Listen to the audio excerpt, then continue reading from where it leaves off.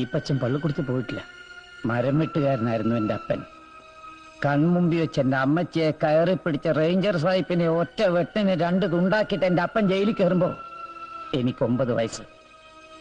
കഴുമരത്തെന്ന് അപ്പന്റെ ശവമിറക്കി ദാ ഇങ്ങനെ കയ്യിലോട്ട് വാങ്ങിക്കുമ്പോ അമ്മ എന്റെ 10ാമത്തെ പിറന്നാളാ.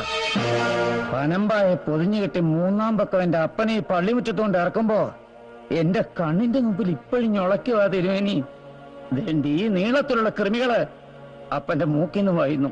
അന്ന് മൂക്ക് പൊത്തിക്കൊണ്ട ഇതുപോലത്തെ കുപ്പായമിട്ട തിരുമേനിമാര് അപ്പന്റെ ശവത്തിന് ടാറ്റിയത് എടുത്ത് തെമ്മാടിക്കുഴി കൊണ്ട് തള്ളിക്കോളാൻ.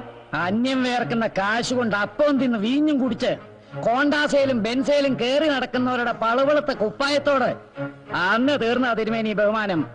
ഇപ്പൊ എനിക്ക് അതിനോട് തിരുമേനി ഇംഗ്ലീഷിൽ പറഞ്ഞ സാധനമാ. എന്നതാടാ നീ തലകുലിക്കല്ലോ.